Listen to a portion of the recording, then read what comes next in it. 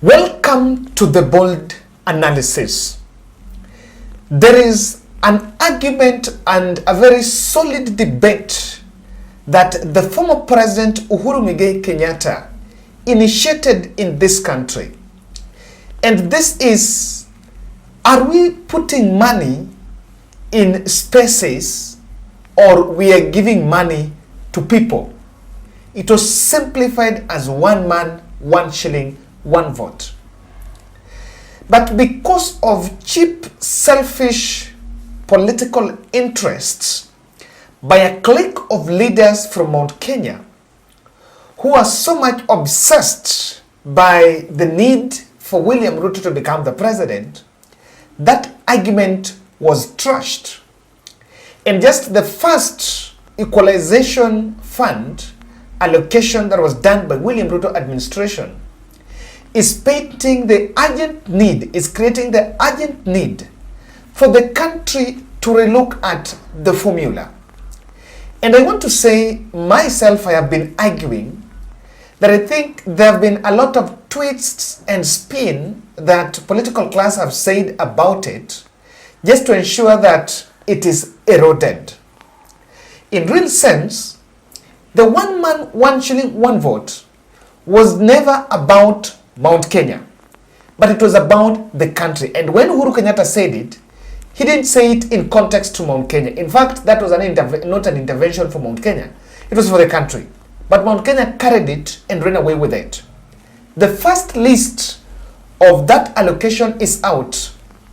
And as we speak, a crisis meeting has been called by a clique of leaders under the chairmanship of one of the governors from the Mount Kenya, allegedly Mutahi Kahiga, to question or rather to relook on that allocation that, in the look of things, key shareholders, there's some people that have been receiving it over the years, are missing the Equalization fund. And Mount Kenya, almost 6 counties out of 11 are out. And even the 5 that have received seems to have received the least across the region. Ladies and gentlemen, I want us to look at it keenly. This is what Gadanwa Mushamba once argued in, I think, in a radio interview. I want to talk to them because if you don't believe in one man, one shilling, one vote, which was on a proposal within BBI, then you should not even believe in the housing, because low housing was a mantra that was led by the former President Uhuru Kenyatta. If you are going on with affordable housing, then you are also working on what Uhuru Kenyatta left. If you're finishing an unfinished project like Mau Mau project, they were Uhuru Kenyatta's flagship project. If you're finishing them, then it means you believe in what Uhuru Kenyatta proposed. If you're working on universal health care and you want to put more budget and finish and accomplish and achieve, then you're also taking over Uhuru Kenyatta's mantras. So you can't come and put me in the cage and tell me, Gadhoni, stop talking about one man, one shilling, one vote, because this was Uhuru Kenyatta's. If we achieve this one man, one shilling, one share, one vote share, is it Uhuru Kenyatta who is going to benefit, or it is our people? And that is what I want us to talk about. I'm still just reminding you, those who had already pledged to support our initiative of buying the portion meal for the Austin. I will be traveling tomorrow to the Busia side to oversee that exercise, just ensuring that it's already established there. So kindly reach out as we plan to finish up on that through that challenge. Now, Rift Valley counties, and I want you to look at how the list has been spread. From it, 34 counties have been picked to benefit from Equalization fund. Okay, I need to start here. What is an Equalization fund? I think some people don't know.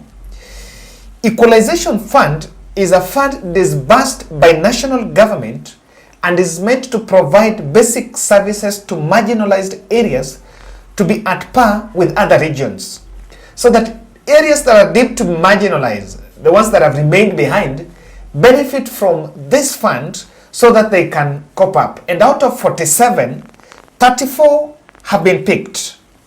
And I want us to look at this list from Rift Valley.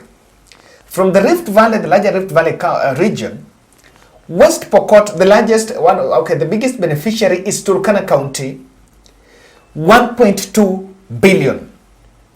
Turkana County, their governor is the latest governor to defect to Kenya Kwanza from ODM, defected to UDA.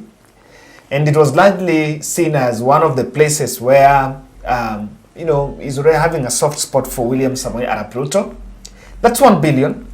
Look at West Pokot, 1 billion. Turkana, 1.2. So that is 2 billion. Narok, 820 million. You have Samburu, 683 million. Baringo, 626 million. Then Nandi, 123 million. So out of the 34, Rift Valley have how many counties? West Pokot, Turkana, Narok, Samburu, Baringo, Nandi. 6. If you merge what has been taken to the larger Rift Valley, it comes to a total of 1.6 plus 2.2. That is already 3.6 for around 4 billion has been taken to the larger Rift Valley. So that is an equalization fund. Let me give you Mount Kenya, and I've picked that because they are shareholders. So out of the Mount Kenya counties, out of the 11 Mount Kenya counties, only 5 have been picked. And see what they have got. Laikipia is the highest with 126 million. Then Meru have 31, 6, Murang'a 6, Nakuru 6, and Tharaka Nithi 46. If you match this, 126 plus 46 is 172 plus 200, around 220 million. Rift Valley has gotten 4 billion from the Equalization Fund. Central Kenya has gotten 220 million. Yani a gap of 4 billion. So even if it is equalizing, you look at it. And why am I taking an emphasis on that? Why am I making this comparison? I'm making this comparison because when Gadonwa Mushomba and the team wrote a letter proposing a new formula to address the 1 shilling, 1 man, 1 shilling, 1 vote, there was a promise in the talks of the corridor that the government will find a way of cracking it so that they address it indirectly.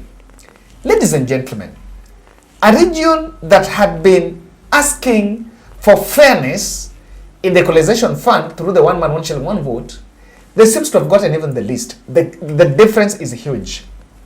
And it has not been addressed. And Uhuru Kenyatta just asked, why are we giving money because of, for example, a county like Narok? It's just large land. The land is good, big, but the population is low. So there's been an argument of, we've been doing this, we've been using the same formula. But to what extent has it achieved the equalization aspect? I want us to look at it. And some observations from just this list. For the first time, Kiambu County is missing. Kiambu County is large even in terms of geographical space and also has, I think they have the largest population in the country. So if there is a county that is affected, is only affected, also Kiambu. Kiambu has never missed in this list. And I think you can do your research. Kiambu has never missed in this list. Now the Kiambu one, you can make a political observation that maybe it's part of the fallout, largely because of the fallout between Wamatangi and the national government. Remember, this money goes to the county. And Wamatangi have a land tussle with the national government because he declined to cede some land that belongs to the county for the construction of affordable housing. We also have the revolt factor by Wamushomba. Wamushomba comes from the same region. And why am I saying Kiambu really needs to be relooked? You will remember there are quite a number of protests, I think in the areas of Gatundu North or South or both, protests where people have been coming out asking the national government to do land for them, to do some road construction for them. So that has been going on there.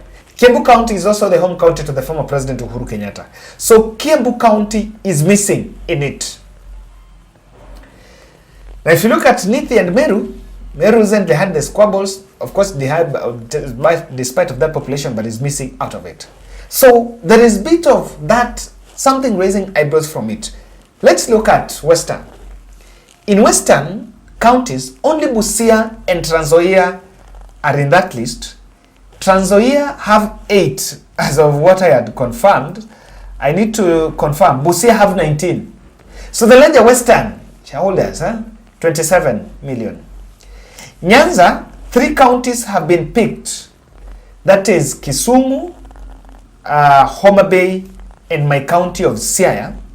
And I need to tell you what is Homa Bay. I think Homa Bay have the highest, 138.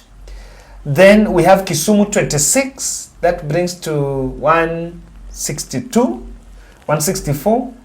Then my county of Siaya have 34, 200. So fairly, yes, if you compare that to Mount Kenya, even Nyanza has got, but again, it is because of the political optics, because you need to spur more growth in such areas so that you attract the votes. So, and just from the look of things, I narrowed down to the big thing. We squandered a very golden chance, golden opportunity for the country to debate the 1 man, 1 shilling, 1 vote, and this was actually in the BBI. What is the political interpretation of this scenario? That is what I want us to look at. Kindly subscribe to our channel. For those who are watching us for the first time, I've realized that our subscription has increased. I don't take it for granted. Last month we got 2,000. I believe that this month we can get beyond 2,000, and by the time you're crossing to 2024, we can bet 60,000. That will be 2 years, and 60,000, fair enough. I'll be so glad for it. So kindly, let's push. Thank you for those who are sharing our videos, and I don't take it for granted. We are still finishing up on this fundraiser. I'll be traveling tomorrow, and I'm glad those have also reached saying, I think I normally want these projects that are far away from Nairobi.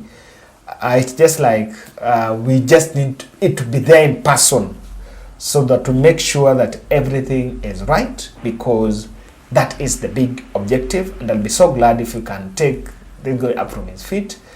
He suffered stroke, so he was bedridden for 3 years, came out, has not been able to do anything because a bit incapacitated. And we decided that because we can run that portion mill, and that portion mill can help him get some income to feed the family, that will be a good intervention and a very good way to end our corporate social responsibility for this month, and I think for this year. Now, I am seeing one thing. I'm seeing making some 4 observations. It is about time we have the debate about 1 man, 1 shilling, 1 vote, and we must open it up and debunk the narrative that it is Mount Kenya that are supposed to benefit. We must debunk it. And why am I saying so? Recently, during William Ruto's 5-day tour in Mount Kenya, there was a story where MPs had decided that they wanted to confront William Ruto on the 1 man, 1 shilling, 1 vote. And that was the Sagana State Lodge.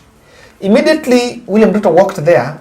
David Ndi, who is a son of the region, came and dished out papers to the MPs and told the MPs, the UDA MPs by then, a spin and a twist on how the region will lose from 1 man, 1 shilling, 1 vote. And all the other MPs that are there coiled their tails. And from then, they stopped talking about 1 man, 1 shilling, 1 vote, because they were told that their region is going to lose. I know there are so many parameters that are in it, even depending on the road network that is there, penetration, and what so far has been done by the previous administration. But may I just pick it from what Uhuru said, that why are we putting money on land? Why are we not putting money on people? And there has been another second truth, that what is the contribution of some of these counties to the national GDP. You know, there are counties that don't, for example, Nairobi has not appeared anywhere. Nairobi might not be marginalized, but it's also a bit disadvantaged because our population is growing yearly. So the demand for good roads, demand for public schools, demand for public hospitals are increasing. The demand is increasing yearly because everyone graduating, everyone who wants to start life thinks of Nairobi as the first place. And so you cannot write off Nairobi, even if might not fall, the threshold of that formula might not put Nairobi in the meter, but Nairobi is also part of it. And Nairobi contributes to the national GDP. So the taxes and the money we are collecting here from, and also the Mount Kenya and the other regions, we are taking it to the far end counties just because these places are not, things are not working, and that is not the first time. Number two, and I want to look at it. Mount Kenya blind political worship, Ruto's political worship is choking. Blindly, Mount Kenya leaders worshipped William Ruto. They're worshipping William Ruto, and they're portraying a picture that if it is not William Ruto, then some of them do not have a political career, or do not have a political future. That worship is choking them because I know the leaders will defend it and explain give us so many reasons and explanation, big English on how this has been affected and why region A has got and region B has missed.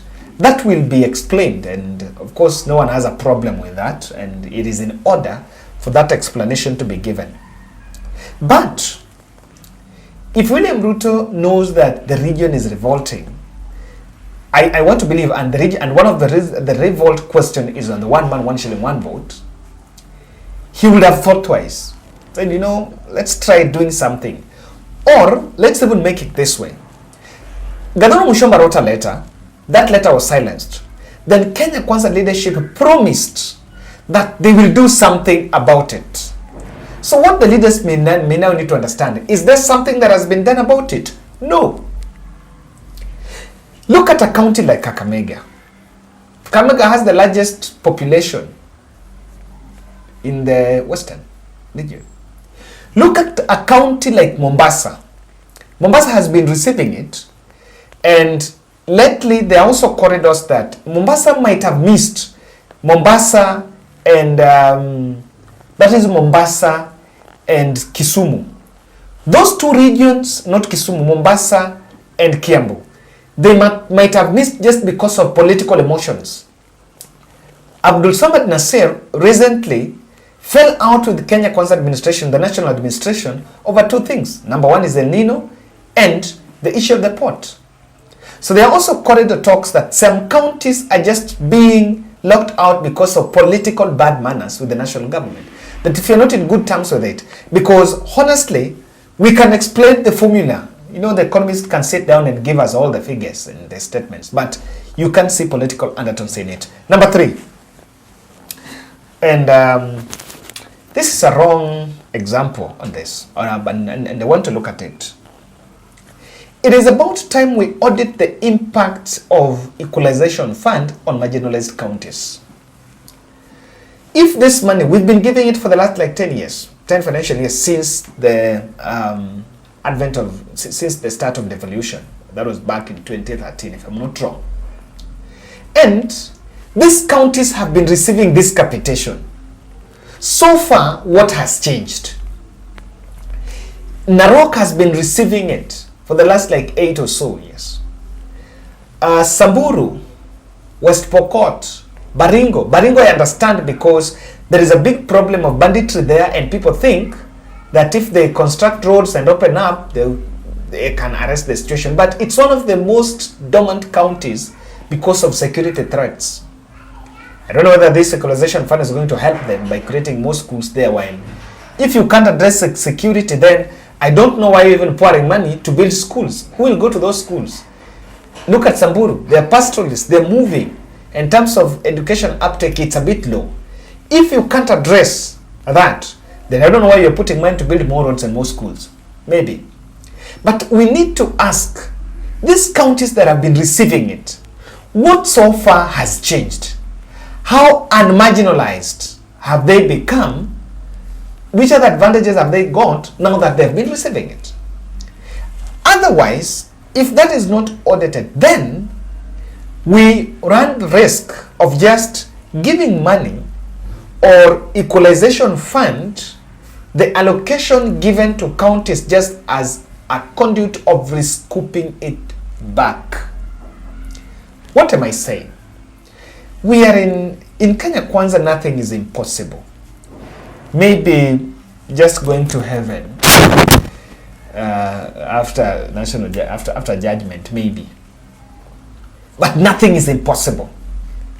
This money, they will still see some counties. Rift Valley has gotten the most.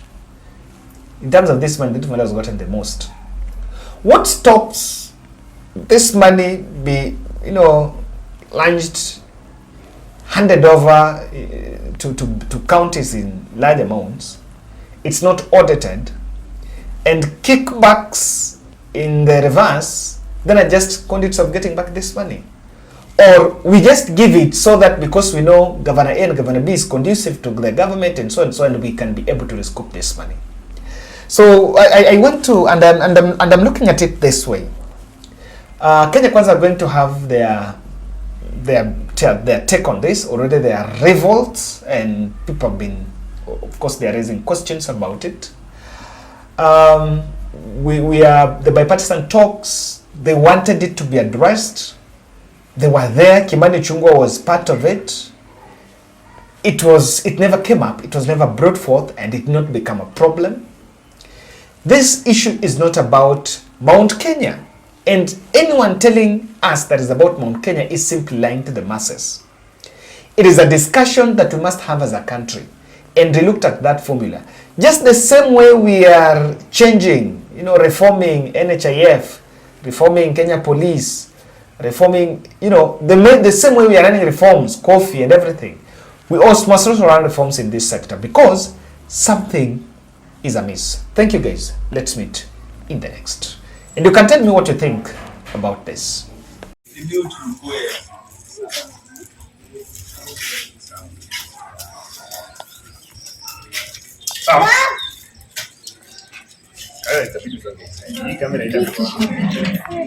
Hii sasa unajua ni picture. Sawa. Yes. Hi guys, so we're here as we had promised that we were coming to this other side of Kibera to deliver the wheelchairs. So because of the other residential training that the mothers of the kids had, we had to reschedule to this Sunday, and we've come here to Mekuja. We've brought the 5 wheelchairs that we had earlier stated.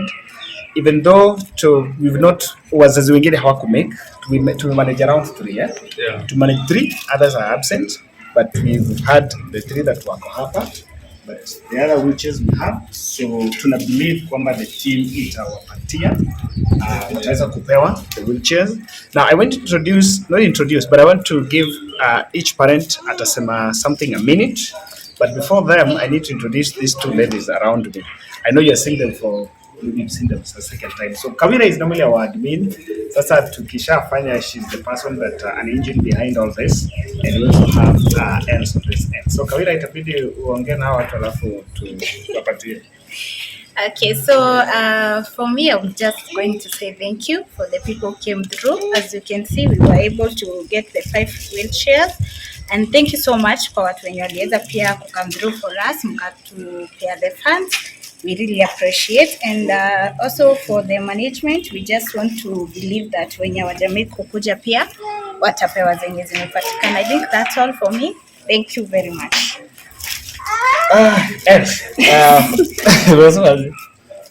Mama Benja, I say something. Okay. Mimi nasema ni asante kwa hiyo organization yenu ambayo mmeamua mnasaidia watoto wenye wana disability, Pia nashukuru kwa hii wheelchair ambayo mmetusaidia nayo. Kama mimi nilikuwa already, watu walikuwa wananicheka kila wakati ni mtoto wako kwa mgongo. So nimefurahia kwa sababu Benjamin atakapokalia hii wheelchair itakuwa ni kazi rahisi, ni kumsukuma tu, nikimlete therapy, maybe nataka kuenda somewhere, ni kusukuma tu. Nashukuru kwa hayo ambayo mmependa na mzidi kutenda, mbarikiwe sana. Ni hayo tu, na mbarikiwe. Hata mimi naitwa Eva ama Njeri ama Mama Nancy. Nancy ndio huyu. Kwangu ni kurudisha shukrani kwenu. Juu ni wengi, watu ni wengi wangetukumbuka lakini hawakutukumbuka, lakini nyinyi mmetukumbuka na sisi tuko hapa tukisema ni asante. Mungu awabariki na waongezee wema.